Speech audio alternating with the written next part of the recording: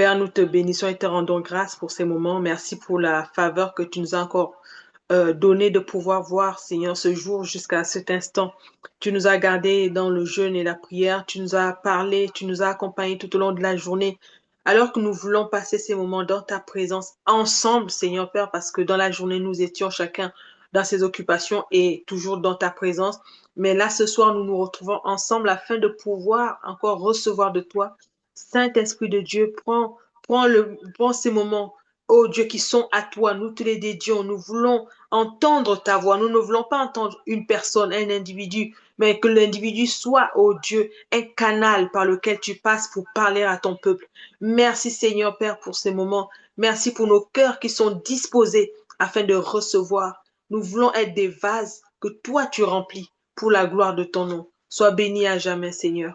Au nom de Jésus. Amen, amen, amen. Amen, amen, amen. Si je peux avoir un petit amen, je ne dirais pas non. Amen. Amen. Amen. Amen. Amen. Ok. Merci à vous. Donc ce soir, nous continuons sur notre thème qui est moi, l'alliance avec Dieu et avec les frères. C'est vraiment quelque chose de un très, très, très bon thème qui a été abordé cette semaine. Et j'espère qu'on a eu le temps de revenir là-dessus, d'être relire nos notes, réécouter, reméditer là-dessus sur ce qu'on a compris de ce qui a déjà été dit, parce que c'est tellement riche ce qui a été dit cette semaine, ce que les différents orateurs ont pu libérer comme parole.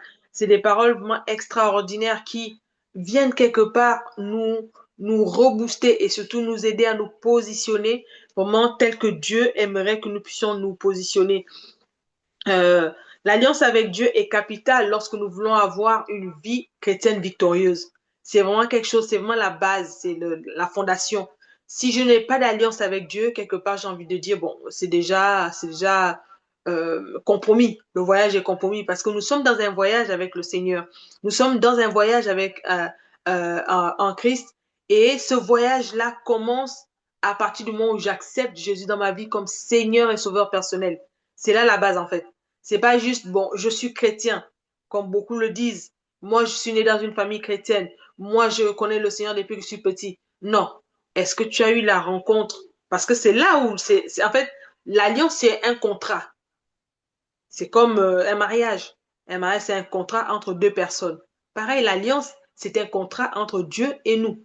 Et ce contrat démarre le jour que tu acceptes Jésus dans ta vie comme Seigneur et Sauveur personnel. Donc, c'est la première question. Est-ce que cette expérience-là a déjà eu lieu? C'est comme quelqu'un qui va dire, je suis marié à tel, moi je vais dire, je suis marié à Rostan Guangema. Si on me demande, vous êtes marié quand? Je vais donner une date. Je vais donner une date, le 24 octobre 2009. Donc, si j'ai pas de date, on va se poser des questions, mais elle dit qu'ils sont mariés, mais elle ne connaît pas la date, ou elle se trompe de date. Il y a un problème. Donc, l'alliance avec Dieu commence lorsqu'on accepte Jésus dans sa vie comme Seigneur et Sauveur personnel. C'est un contrat. Et ce contrat, Dieu y tient. Et nous devons apprendre à y tenir aussi. C'est comme, je viens de parler du mariage. Lorsque vous vous tenez devant monsieur le maire, on va vous énoncer certaines choses qu'on doit retrouver dans votre foyer. L'amour, la protection mutuelle, le respect, la fidélité. En fait, il y a un certain nombre de choses on va énumérer. Et pareil avec Dieu, lorsqu'on fait cette alliance-là, il compte sur nous pour respecter un certain nombre de choses, un certain nombre d'éléments, de commandements, de principes dans lesquels nous devons fonctionner, nous devons marcher. L'obéissance en est un. La sanctification, la pureté. En fait, il y a tellement de choses que nous allons faire naturellement. Parce que malheureusement, quand le contrat n'a pas eu lieu, quand il n'y a pas eu de date à laquelle le contrat a commencé, on va essayer de faire un certain nombre de choses, mais nous allons nous rendre compte que ça va être fait dans la chair. Et quand c'est fait dans la chair, au bout d'un moment, on se lasse. Au bout d'un moment, on lâche prise. L'alliance, on la brise quand on veut. C'est ça le problème en fait. Une alliance qui est respectée, une alliance qui est faite avec tout son cœur, on y veille. On ne va pas jouer avec cette alliance-là. Et Dieu a vraiment besoin d'un peuple qui comprend ces notions-là. Parce que beaucoup de choses ont été dites depuis le début de la semaine. Mais est-ce que c'est juste des éléments qui nous sont donnés après, bon, quand la soirée finit, on passe à autre chose et le lendemain, on s'en souvient plus? Mais lorsqu'on a réellement cette alliance avec Dieu, mais ces choses sont, en fait, elles sont inscrites, comme Paul le dit, elles sont inscrites sur les tables de nos cœurs. Que tu dormes, que tu sois éveillé, que tu sois au travail, en fait, c'est là en toi. Et personne ne te ramènera dans ce que tu as vomi. Parce que tu sais que tu as fait alliance avec le Dieu très haut, au travers de la nouvelle naissance, au travers du fait que tu as accepté Jésus dans ta vie comme Seigneur et Sauveur personnel. Et c'est vraiment très, très important. Et Dieu respecte tellement l'alliance. La Bible nous dit dans Jérémie 1, 12 que Dieu veille sur sa parole pour l'accomplir. Quand il a une alliance avec toi, et nous pouvons le voir dans la Bible, il est en alliance avec une personne, il veille à ce que l'alliance soit respectée. Lui-même, il fait déjà, c'est dans sa nature de respecter l'alliance. Et son désir, son vœu le plus cher est que nous aussi, nous soyons capables de respecter notre part d'alliance avec lui. Que nous soyons capables de respecter notre part d'alliance avec lui. Et Dieu, de tout temps, a toujours fait alliance avec les hommes. Et tout homme avec qui il a été en alliance a eu sa vie bouleversée. Dieu ne peut pas faire l'alliance avec toi et ta vie reste la même. C'est ce que la Bible nous dit. Jamais personne n'a vu Dieu et est resté le même. C'est impossible. Quand tu fais cette rencontre avec Christ, ta vie est transformée pour toujours. Surtout si tu restes dans les termes de l'accord, dans les termes du contrat, dans les termes de l'alliance, l'obéissance, l'amour de Dieu, la parole, en fait, l'amour de sa parole. En fait, tu vas aimer sa présence. Et le fait d'aimer sa présence va mettre en toi une sainte haine du péché et de tout ce qui concerne le péché. Plus tu vas t'approcher de Dieu, plus tu t'éloigneras de l'enfer, plus tu t'éloigneras du monde, plus tu t'éloigneras naturellement. En fait, c'est pas quelque chose, tu ne vas pas faire d'efforts pour ça. Tu ne feras pas d'effort pour ça. Mais tu sauras que je dois fidélité. C'est comme une femme qui est mariée. On ne peut pas avoir une femme, bon, j'espère, une femme qui est mariée, qui aime son mari, en train de chercher à plaire à d'autres hommes. C'est impossible. Elle n'a même plus de Dieu pour d'autres personnes. Parce elle a un objectif, elle est focalisée. Et la Bible nous dit que Dieu est un Dieu jaloux. Ça veut dire que lorsqu'il est en alliance avec toi, il ne veut pas entendre que quand il punissait Israël, il disait quoi? Israël a été infidèle. Il est livré entre les mains de Madian, il est livré entre les mains des ennemis, des Philistins, des différents types d'ennemis qu'ils avaient. Pourquoi? Parce que Israël était infidèle. Parce que la Bible nous dit que Dieu est un Dieu jaloux. Ça veut dire que l'alliance que tu as avec lui, il espère que tu la respecteras. Il espère que nous la respecterons. Parce que tant que nous respectons notre part d'alliance, et lui aussi il respecte l'alliance parce que c'est déjà dans sa nature de respecter l'alliance, normalement, sa protection est sur nous. Pourquoi? Parce qu'il veille. Il veille sur nous comme la prunelle de ses yeux. Parce que nous sommes son investissement. Il veille sur son investissement. Nous allons prendre nos Bibles dans Genèse chapitre 12 à partir du verset 1. Genèse chapitre 12, si quelqu'un peut m'aider dans la lecture. Genèse 12, 1. 1 à 8, pardon.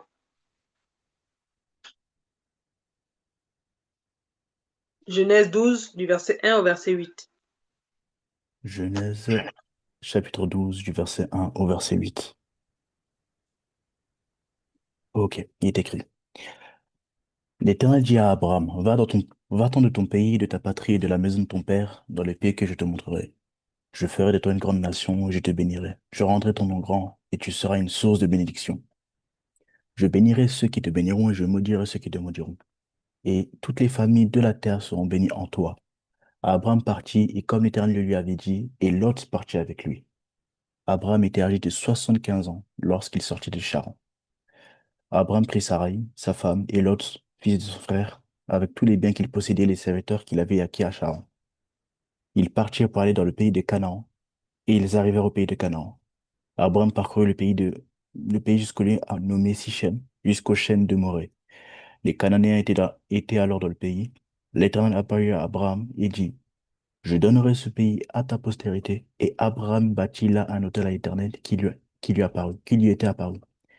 Il se transporta de là vers la montagne à l'orient de Béthel, et il dressa ses tentes, ayant Béthel à l'occident et Haï à l'orient.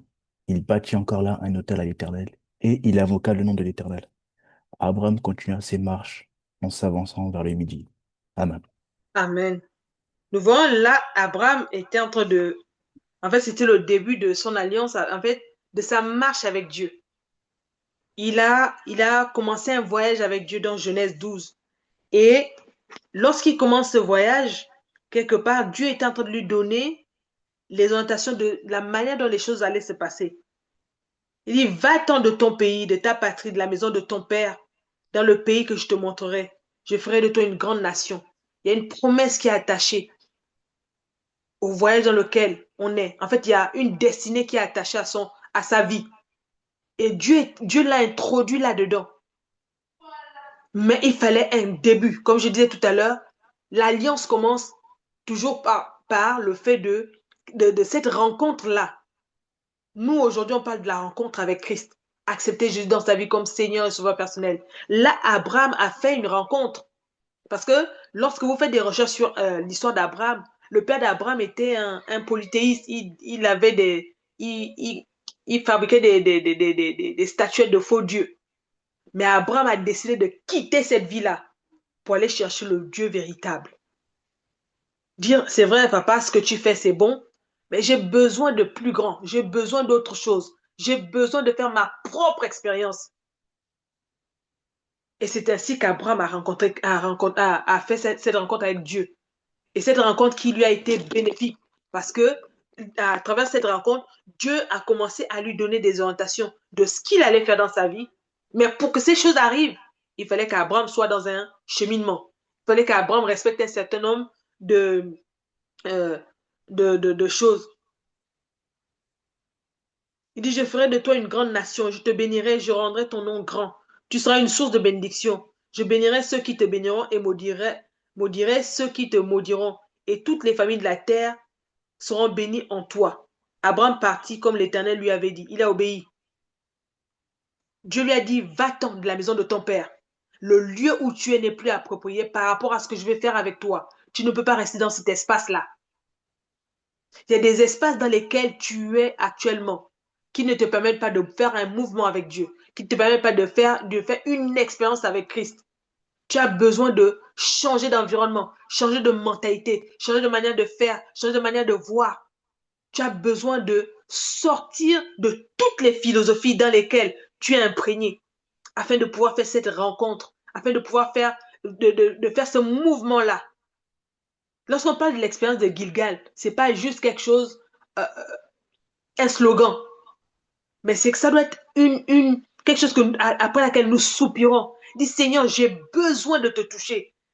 Je ne veux pas sortir de ces moments comme je suis rentré. J'ai besoin de faire une rencontre avec toi. J'ai besoin de renouveler mon alliance avec toi afin de pouvoir aller plus loin. Parce que c'est ça aussi l'engagement. L'alliance, elle n'est pas figée dans le temps, mais elle doit être renouvelée. Elle doit être renouvelée. Si nous pouvons prendre Genèse 15 à partir du verset 1. Genèse chapitre 1, 15, pardon, du verset 15 au verset 21. Genèse chapitre 15, à partir du verset 1 jusqu'au 21. Après ces événements, la parole de l'Éternel fut adressée à Abraham dans une vision, et il dit, Abraham, ne crains point, je suis ton bouclier, et ta récompense sera très grande. Abraham répondit, Seigneur éternel, que me donneras-tu? Je m'en vais sans enfant, et l'héritier de ma maison, c'est Eliezer de Damas. Et Abraham dit, voici, tu ne m'as pas donné de postérité, et celui qui est né dans ma maison sera mon héritier. Alors la parole de l'Éternel lui fit adresser ainsi. Ce n'est pas lui qui sera ton héritier, mais c'est celui qui sortira de tes entrailles qui sera ton héritier. Et après l'avoir conduit dehors, il dit, regarde le ciel et compte les étoiles, si tu peux les compter. Et il lui dit, telle est ta postérité. Abraham eut confiance en l'Éternel qui lui imputa à justice. L'Éternel lui dit encore, je suis l'Éternel qui t'ai fait sortir d'Ur en Chaldée pour te donner en possession ce pays. Abraham répondit, Seigneur éternel, à quoi connaîtrai-je que je le posséderai? Et l'Éternel lui dit, prends une génisse de 3 ans, une chèvre de 3 ans, un bélier de 3 ans, une tourterelle et une jeune colombe. Abraham prit tous ces animaux et les coupa par le milieu et mit chaque morceau l'un vis-à-vis de l'autre et il ne partagea point les oiseaux. Les oiseaux de proie s'abattirent sur les cadavres et Abraham les chassa. Au coucher du soleil, un profond sommeil tomba sur Abraham et voici une frayeur et une grande obscurité vers la saillir. Et l'Éternel dit à Abraham, sache que tes descendants seront étrangers dans un pays qui ne sera point à eux. Ils y seront servis et on les opprimera pendant 400 ans. Mais moi, je jugerai la nation à laquelle ils seront servis et ils sortiront ensuite avec de grandes richesses. Toi, tu iras en paix vers tes pères, tu seras enterré après une heureuse vieillesse.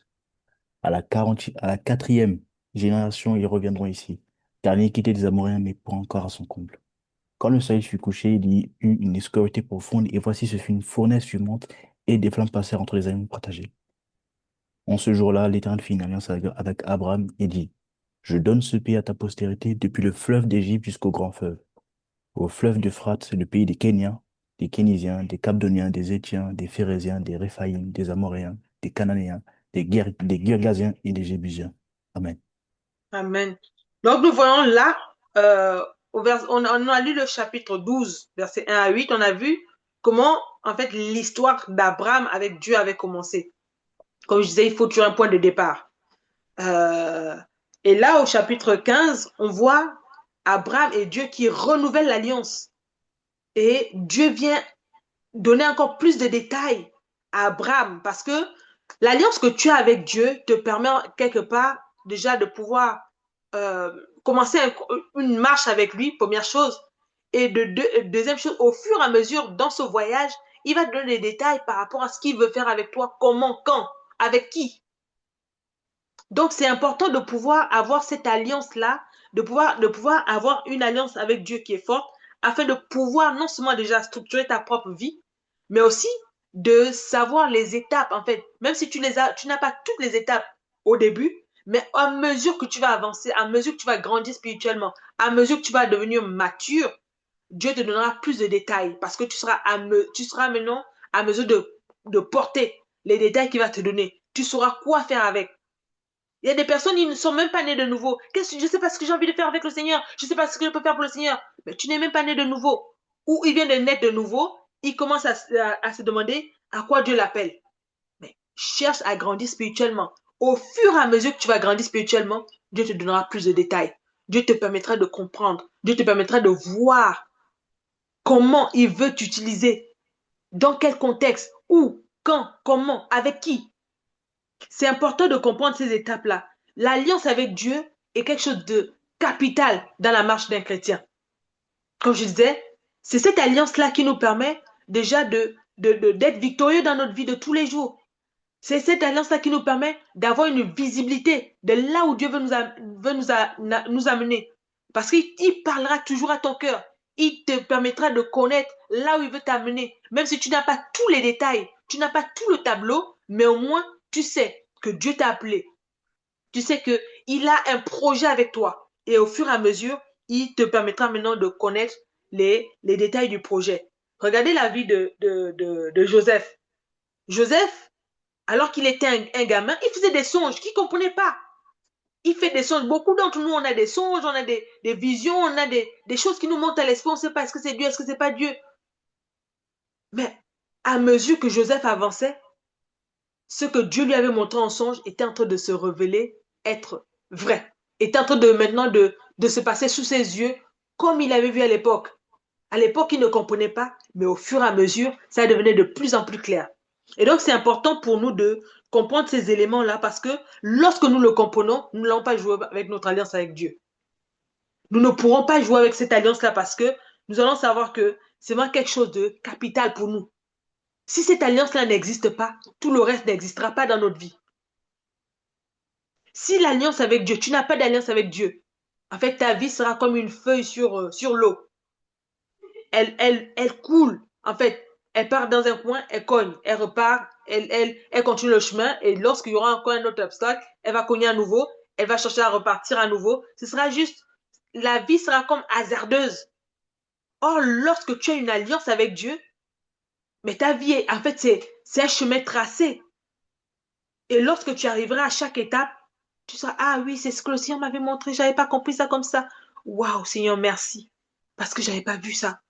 Je l'avais vu, mais je comprenais pas, je n'avais pas trop d'idées de ce qu'il était en train de me montrer. Pourquoi? Parce que au fur et à mesure, il va dérouler le tableau, il va dérouler la maquette et tu vas de plus en plus comprendre et tu sauras comment fonctionner. Pourquoi? Parce que quelque part, il t'avertit déjà en amont.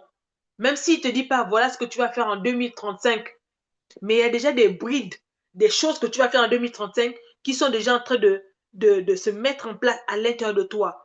Et toi-même aussi, à mesure que tu grandis, à mesure que tu es nourri spirituellement, que tu grandis spirituellement, tu prends la posture qu'il faut pour pouvoir porter la chose que tu porteras en 2035. Mais il y a des personnes, elles veulent porter euh, l'équivalent d'une voiture alors que lui, il est une fourmi. Non, mon frère, non, ma soeur. Une fourmi ne peut pas porter la voiture. Donne-toi la possibilité de grandir spirituellement. Aime la parole de Dieu. Aime la présence de Dieu. Aime les choses de Dieu. C'est ce que la Colossiens nous dit.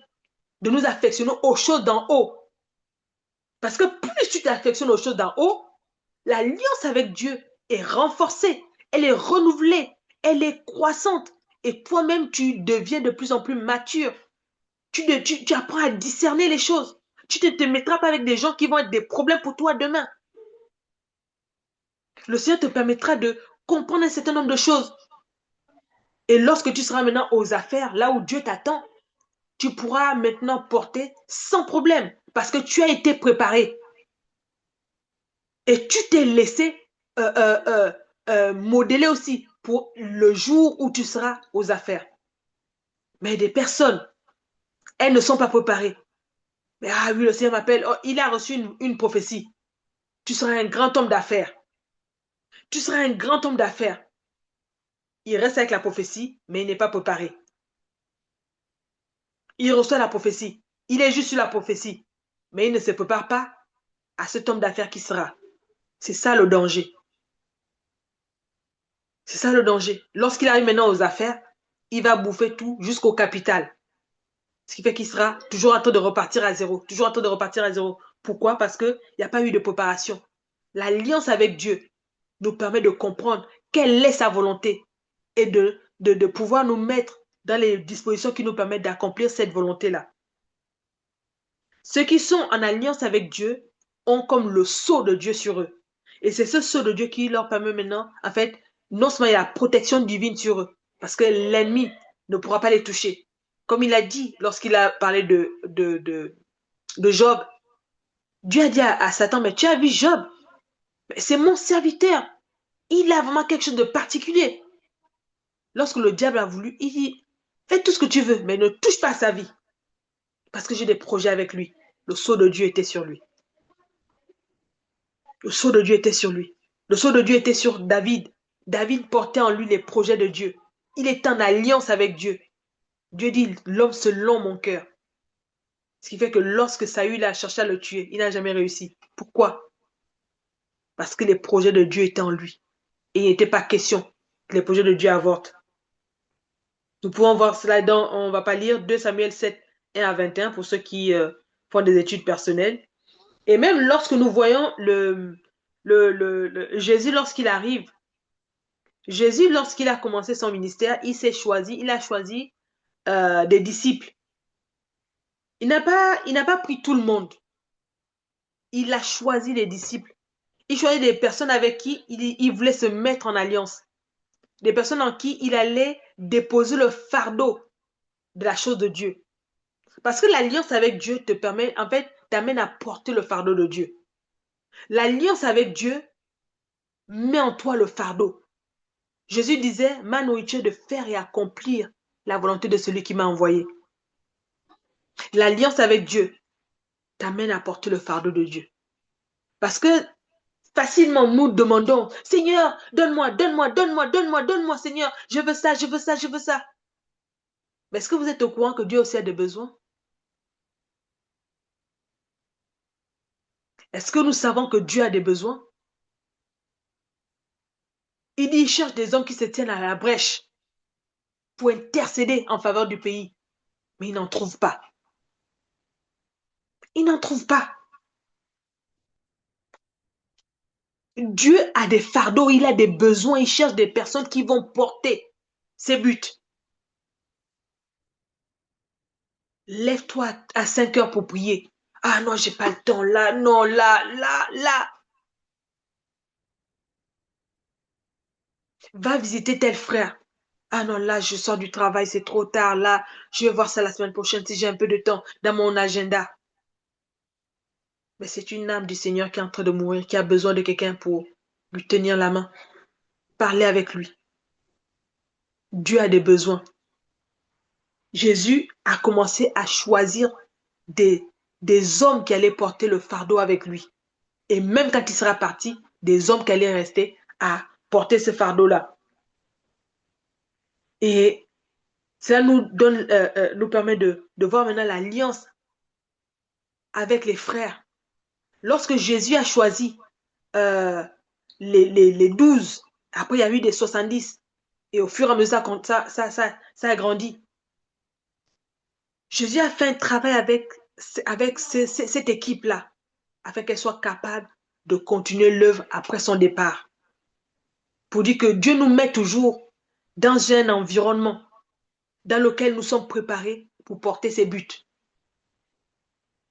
D'où l'importance d'être en alliance avec les frères, parce que les buts de Dieu, je ne peux pas les porter toute seule.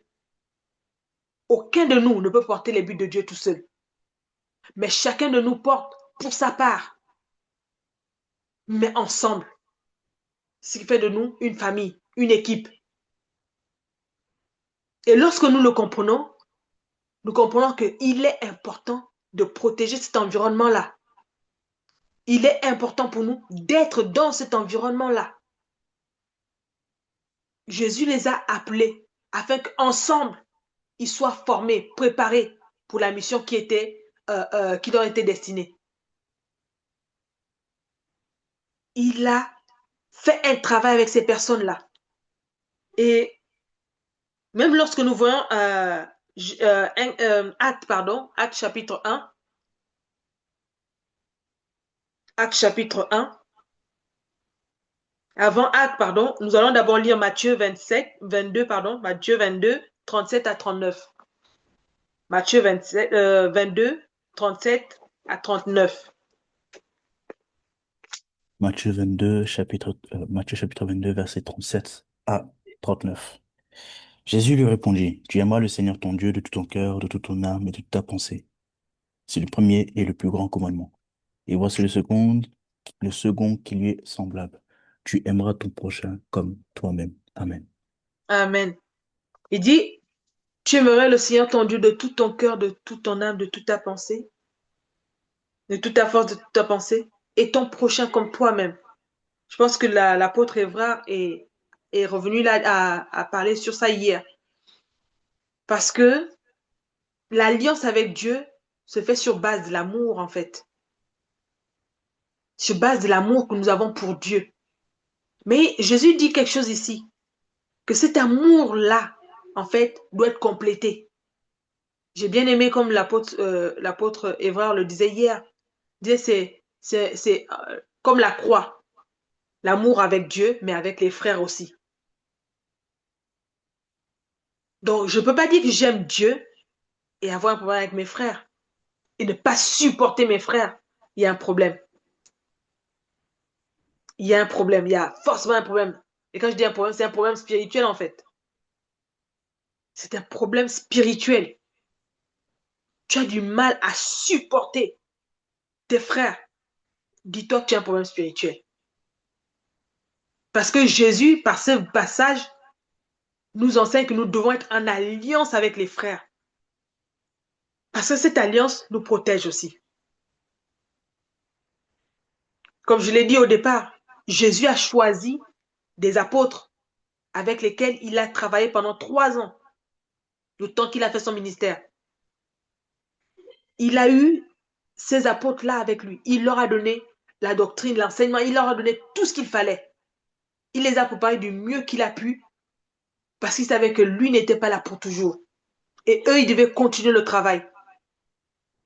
Et lorsque nous lisons dans Actes des Apôtres, chapitre 1, à partir du verset 8 jusqu'au verset 14, je pense, euh, nous voyons Jésus leur dit de rester sur place, de ne pas se disperser, de ne pas se dispatcher. Il dit, vous serez mes témoins à Jérusalem, en Samarie, jusqu'aux extrémités de la terre. Mais avant ça, allez à la chambre haute. Restez en place. Restez en place. Ils devaient passer du temps ensemble. Ils devaient prendre le temps dans la prière, apprendre à se connaître, apprendre à partager ensemble. L'alliance avec les frères, c'est ce temps-là que nous passons ensemble. Quand on vient le dimanche, on ne vient pas le dimanche parce qu'on n'a rien à faire dans nos maisons. Lorsqu'on se retrouve dans les rencontres en semaine, c'est pas parce qu'on n'a rien à faire. Mais c'est un temps qui est capital pour nous. Parce que c'est là où nous nous aiguisons. C'est là où nous partageons, nous communions ensemble. C'est là, la Bible dit, oh, qu'il est doux, qu'il est agréable pour les frères de demeurer unis ensemble. C'est comme la rosée de l'Hermon. Il dit, c'est là que l'Éternel envoie la bénédiction, la vie en abondance. Pourquoi? Parce que le fait d'être ensemble nous soude. Lorsqu'il y a un qui est faible, les autres sont là pour le secourir. Lorsqu'il y a un qui a des soucis, les autres sont là pour prêter main forte. Regardez dans, dans les actes des apôtres, lorsque Pierre a été enfermé, les autres sont restés en prière. Les autres sont restés en prière pour dire, Seigneur, nous ne voulons pas qu'il meure. Parce qu'ils avaient commencé à les tuer les uns après les autres. Ils ont dit, non, il n'est pas question que Pierre meure. Ils sont rentrés dans la prière au point que Dieu a dépêché un ange pour aller sortir Pierre de prison. Pourquoi? Parce que cette communion-là, c'est une force inestimable. La Bible nous dit dans Genèse 2, verset 18, je pense, qu'il n'est pas bon que l'homme soit seul. Ce passage, l'homme, c'est grand H. Il n'est pas bon que Laetitia soit seule. J'ai besoin d'être avec des frères et sœurs. Il n'est pas bon que Smita soit seule. Il n'est pas bon que Loïc soit seul. Il n'est pas bon que Geneviève soit seule. Il n'est pas bon que Brigitte soit seule. Donc, toutes les fois que tu sens un désir de te retirer, sache que l'ennemi est en train de trouver son espace à l'intérieur de toi pour t'éloigner. Et lorsqu'il t'éloigne, c'est pour mieux te tuer.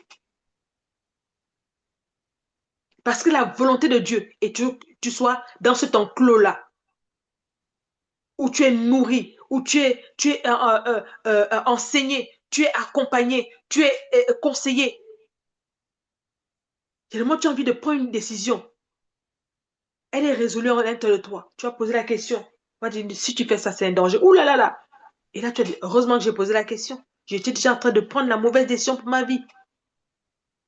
Parce que seul, on n'a pas toujours toute la clarté, toute la lucidité.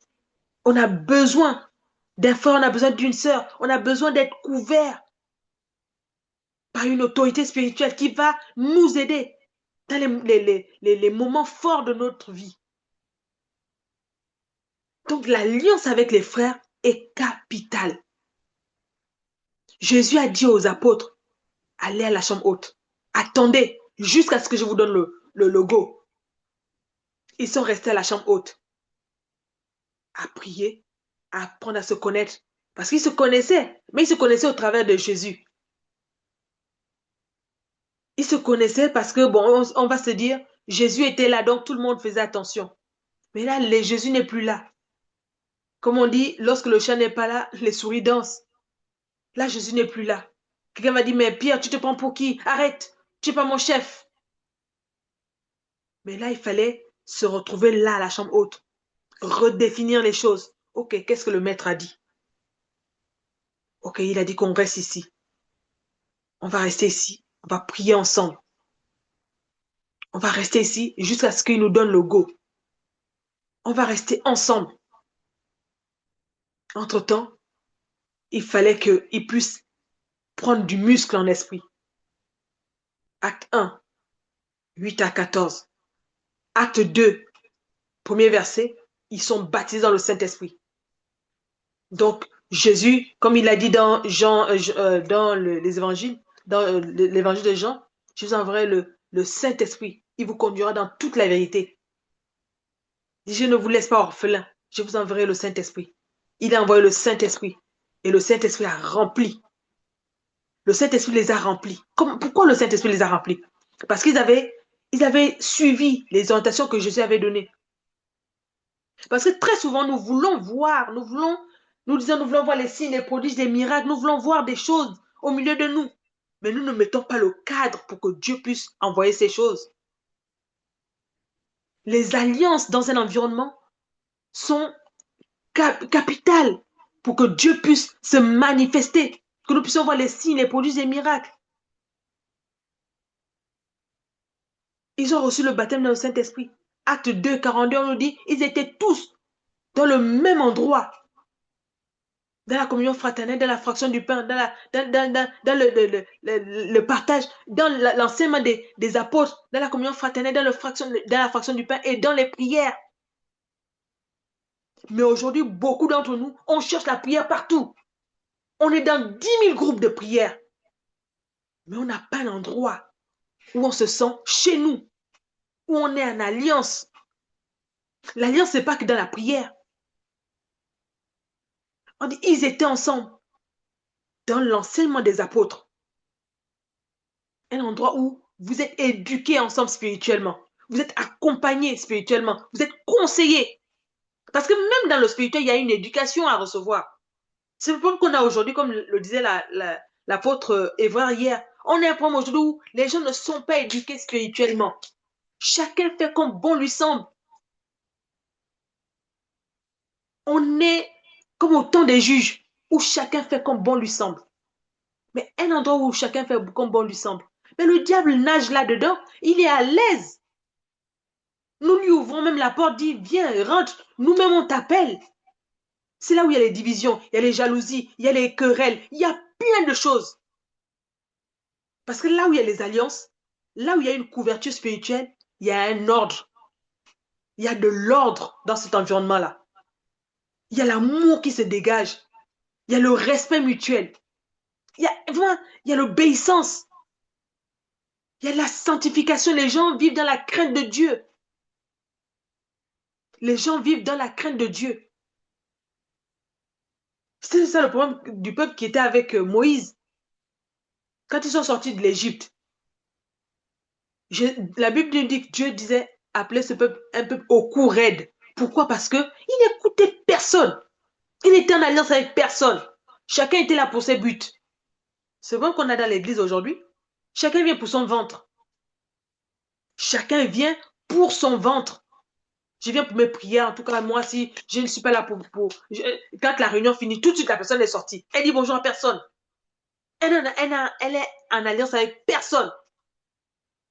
C'est un problème grave. C'est une porte ouverte où l'ennemi va rentrer comme il veut, quand il veut. Frères et sœurs, ne faisons pas ça. L'alliance nous protège. L'alliance, c'est un garde-fou. L'alliance avec Dieu, mais aussi avec les frères. C'est un garde-fou. C'est un garde-fou. Ne soyons pas comme ce peuple qui était avec Moïse, au cou raide, qui ne fait qu'à ça, à sa tête. S'il comprend des choses, c'est bon. S'il ne comprend pas, c'est pas grave. Le pasteur n'avait qu'à crier comme il a envie, c'est pas mon problème. Ça ne me concerne pas. Tu te mets en danger, tu mets en danger tout le monde. Tu te mets en danger, mais tu mets aussi en danger les autres. Parce que la Bible nous dit, lorsque Dieu frappait ces gens-là qui fustigeaient l'autorité de Moïse, elle dit que Dieu ouvrait la terre, il rentrait, il tombait, il refermait. Mais là-dedans, il n'y avait pas que eux, la personne qui avait péché. Il y avait sa famille, il y avait des amis, et parfois c'était la tribu entière qui partait pour une seule personne qui avait péché. Et nous le faisons aujourd'hui, nous laissons le diable entrer au milieu de nous par nos mauvais comportements. Lorsqu'on brise les alliances, tu critiques ton frère, tu critiques ta sœur. L'homme de Dieu donne une orientation. Toi, tu fais qu'à ta tête. Tu brises l'alliance. Tu brises l'alliance. Le peuple qui est arrivé avec Josué, si quelqu'un peut trouver ce passage-là, le peuple qui est arrivé avec Josué a dit, eux, ils vont suivre les orientations de Josué. Ils ne vont pas faire comme leur père ont fait avec Moïse. Et lorsque nous lisons, l'équipe qui a quitté l'Égypte n'est pas rentrée à Canaan. Deux sont rentrés à Canaan, Josué et Caleb. Le reste est mort dans le désert. Ils étaient combien? Plus de 600 000. Plus de 600 000 hommes, sans les femmes ni les enfants. Ils sont tous morts dans le désert. Et lorsque le peuple qui était avec Josué a vu ça, ils sont rappelés. On a dit non, on ne va pas faire pareil. Nous, on va suivre les orientations de Josué. Et si quelqu'un parmi nous désobéit, nous-mêmes, on va le tuer. Nous-mêmes, on va le tuer. Parce qu'ils savaient que de là où ils allaient, ils avaient besoin de cette alliance-là. Parce que les peuples qu'ils allaient combattre, ils étaient plus nombreux. Ils étaient dans leur territoire. Donc, ils avaient intérêt à suivre les orientations de Josué pour pouvoir rentrer. Pour rentrer dans la terre promise, ils avaient besoin d'être ensemble. Ensemble, suivre les orientations, obéir à ce que Josué est en train de donner comme orientation. Et c'est la même chose que dans le Nouveau Testament, ils ont fait.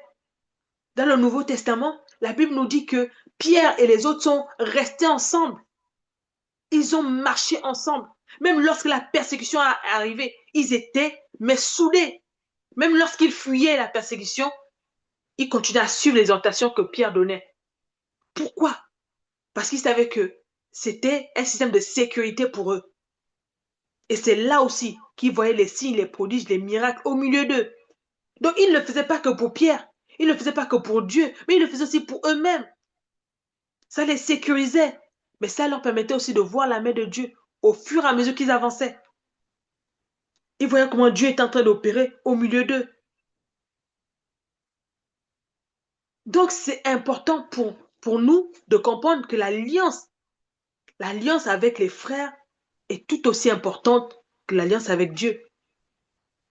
Lorsque nous comprenons ça, même lorsqu'il y a un problème avec un frère ou avec une sœur, nous allons chercher une solution. Nous n'allons pas claquer la porte et partir, comme beaucoup le font aujourd'hui. Ah, j'ai été blessé. Ah non, là, j'ai été offensé. On ne me parle pas comme ça. Quand on ne me parle pas comme ça, allez, je quitte l'église. Sœur, frère, il y a eu un problème avec un frère, il y a eu un problème avec une sœur, ou même avec l'homme de Dieu. Asseyons-nous, discutons. On n'a pas besoin de permettre à l'ennemi de rentrer au milieu de nous. Chacun de nous est gardien de cet environnement-là. Chacun de nous est, comme le disait Dieu à Caïn, tu es le gardien de ton frère, tu es le gardien de ta sœur. Nous sommes gardiens des uns des autres. Donc, même lorsque tu as été froissé, prends sur toi. Quand je dis prends sur toi, ça ne veut pas dire que tu dois accepter qu'on te marche dessus. Non. Calme-toi un moment avant d'aller parler avec ton frère. Ne va pas parler avec la colère. Ne va pas insulter ton frère. Garde ton calme. Attends un moment au propice pour aller parler. Cherchons des solutions ensemble. Il y a toujours une solution. Il y a toujours une solution. Mais quand ton cœur est tellement emporté, on ne me fait pas ça à moi. Tu as laissé l'ennemi rentrer dans ton cœur et détruire. Ne laissons pas la possibilité au diable de venir détruire parmi nous. Lorsque nous lisons Genèse 14, on ne va pas lire, vous pourrez lire dans vos méditations personnelles. Genèse 14, à partir du verset 11 jusqu'au verset 16, on nous parle de l'histoire de Lot qui a été enlevé. Il a été kidnappé ou enlevé en tout cas. Et alors qu'il a été enlevé, la Bible nous dit que Abraham a eu l'information et il a pris 318 hommes nés dans sa maison pour aller sauver Lot. À cause de quoi? L'alliance. Il dit, c'est ma famille. Je ne peux pas le laisser. Combien de fois plusieurs d'entre nous, on a regardé nos frères, il est en train de couler. Ça ne me regarde pas. Moi, j'ai déjà suffisamment de problèmes comme ça pour aller encore porter sur de quelqu'un d'autre. C'est bon. Ne faisons pas ça. Abraham s'est levé. Abraham n'était pas un homme de guerre. Mais Abraham s'est levé pour aller secourir Lot. Et quand vous savez même l'histoire d'Abraham et Lot, comment Lot l'a quitté? Comment Lot l'a quitté? Lot a mal quitté Abraham. Lot a quitté Abraham dans des mauvaises conditions. Des serviteurs se sont chamaillés. Il a dit non, c'est bon, je pars d'ici. Il a même fallu que Abraham, même vraiment avec une petite voix, qu'il n'y ait pas de problème entre nous, nous sommes parents.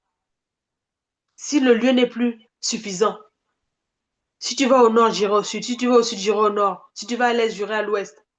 Abraham a cherché à ce qu'il y ait toujours une bonne entente entre eux. Et lorsque Lot a été en danger, Abraham est allé le secourir. Abraham est allé le secourir. Il n'est pas resté sur. C'est ce Lot-là qui m'a manqué de respect, non? C'est ce même Lot-là. Il n'est pas question que j'aille le secourir. Ah, qu'on le tue même, qu'on la batte, comme un chien. Imaginons les paroles qui sortent de nos bouches à propos des frères, à propos des sœurs. Ces paroles-là, l'ennemi les prend. L'ennemi prend juste ces paroles-là pour vraiment lâcher la personne, pour finir avec la personne. À cause de ce lien-là, de cette alliance-là, nous devons être soudés les uns les autres. Nous devons être soudés. La Bible dit de pleurer avec ceux qui pleurent, de se réjouir avec ceux qui se réjouissent. Je dois pouvoir me réjouir si ma soeur a eu une promotion. Je dois me réjouir. Je peux pas être là. Quoi? C'est toujours elle qui est bénie. Mais moi, à quand mon tour? Seigneur, pourquoi tu fais ça toujours pour les autres et pas pour moi? Mais non. Réjouis-toi avec ton frère. Réjouis-toi avec ta soeur. C'est ça aussi l'alliance. On est ensemble dans les bons comme dans les mauvais jours. Dans l'alliance, on doit être capable de se dire les vérités. Quand ton frère est dans l'erreur, dis-lui non, ce que tu es en train de faire, c'est pas juste, c'est pas bon.